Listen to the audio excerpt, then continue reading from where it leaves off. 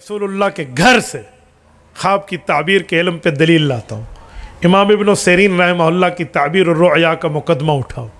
امام جعفر الصادق رحمہ اللہ، امام باقر کے بیٹے، امام زین العابدین کے پوتے، حضرت امام حسین کے پڑپوتے، حضرت علی المرتضیٰ رضی اللہ تعالیٰ عنہ کے جس کے جسم میں خون دوڑا، یہ اولاد علی اور آل نبی. امام جعفر الصادق علم تعبیر کے امام ہیں. شاگرد بیٹھے، ایک شخص آیا، کہا جی میں نے خواب دیکھا، میں خواب میں اذان دے رہا ہوں. فرمایا چوریاں چھڑ دے، چوریاں نہ کیا کر، چور نہ بنا کر، توبہ کر لے. بندہ چلا گیا. جی ٹھیک ہے سر. ایک عرصہ گزرا، ایک اور آیا، انہوں نے کہا شیخ میں نے خواب میں اذان دی ہے. کہا تجھے مبارک ہو، انشاءاللہ تو حج اور عمرے کا سفر کرے گا. وہ چلا گیا. شاگرد آ گئے، انہوں نے کہا استاذ جی، استاذ من اے مسئلہ کیے. کہا کیا ہوا؟ کہا یہی خواب اس نے دیکھا تھا اور آپ نے فرمایا چوریاں نہ کیا کر، چور ہے تو، اور یہی خواب اس نے دیکھا ہے، اسے حج کی خوشخبری دے دی. کیا مطلب؟ یہ ہوتا ہے علم کا ماہر آدمی، یہ ہوتی ہے مہارت، ایکسپلینیشن جو وضاحت کے انداز میں، اور اسپیشلائزیشن، مہارت ملنا، یہ ہر بندے کا کام نہیں ہے.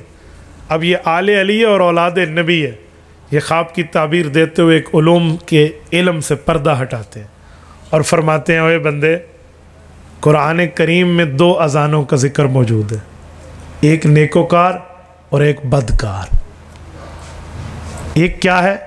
اذن مؤذن ایتھا العیر انکم لسارقون، سورۃ یوسف. یہ اذان چور کے معاملات کی طرف اشارہ ہے. اور ایک نیکوکار کی اذان ہے قرآن میں، سورۃ الحج میں، اذن فی الناس الحج، حضرت ابراہیم علیہ السلام کی. اس سے پتہ چلا کہ اذان کا تعلق ظاہری حیثیت سے بھی ہوتا ہے. حجی بندہ کیسا ہے؟ کہ جی پہلا جو آیا تھا اس کو آپ جانتے ہو؟ کہ جی جانتے تو ہیں، بڑا عجیب آدمی ہے، بڑا بدکار ہے، چوریوں میں مشہور تھا. تو ہم نے سمجھا آپ نے ویسے ہی اس پر دباؤ دیا. کہ جی نہیں، کہ جب اس جیسے بندے نے اس جیسا خواب دیکھا تو میں نے کہا تیرے ہاتھ کٹ جائیں گے، بچ جا، چوری نہ کیا کر. اور جو دوسرا آیا جس نے کہا میں نے اذان دی، وہ کیسا تھا؟ کہ جی حاجی قاضی تھا، نمازی تھا، بڑا نیک آدمی تھا، تقوی طہارت والا تھا، صوم و صلات کا پابند تھا، للہیت رکھنے والا تھا. تو کہا پھر نیک آدمی کے لیے اذن فی الناس الحج. میں نے حضرت ابراہیم علیہ السلام کے تفاعل کو سامنے رکھتے ہوئے سے حج کی خوشخبری دی. اس سے پتہ چلا خواب کا تعبیر کا علم بڑے بڑے طریقوں میں ہوتا ہے. اس طرح خواب کے علوم میں بڑا فرق ہے. میں ایک تعبیر اور دے رہا ہوں. امام جعفر الصادق بیٹھے، ایک شخص آیا، اس نے کہا حضرت آپ بیٹھے ہیں، گرمی کا زمانہ ہے، پسینہ پسینہ حال ہو رہا ہے.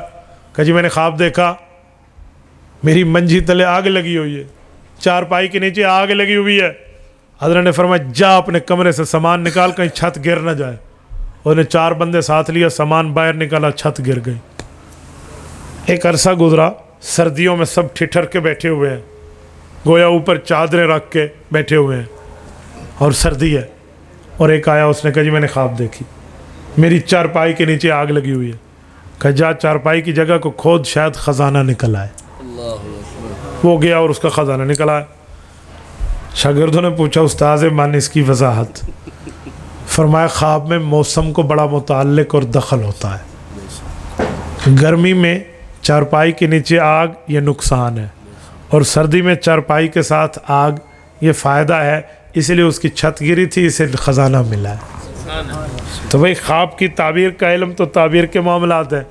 انجینئر صاحب نے بیٹھ کے نہ کر کے پھکیاں دینی ہیں، اسے کیا پتہ علم تعبیر کسے کہتے ہیں؟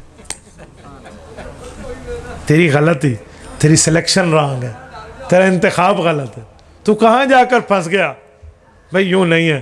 وہ جیسے ہمارے وہ سناتے رہتے ہیں نا، کتے مہر علی کتے تیری صلاح. ٹھیک ہے، ایک گستاخ اکھیاں جتنے لڑے کھڑوتے رہے نا، انہوں تو پوچھو تجھے کتے پہنچ گئے ہو؟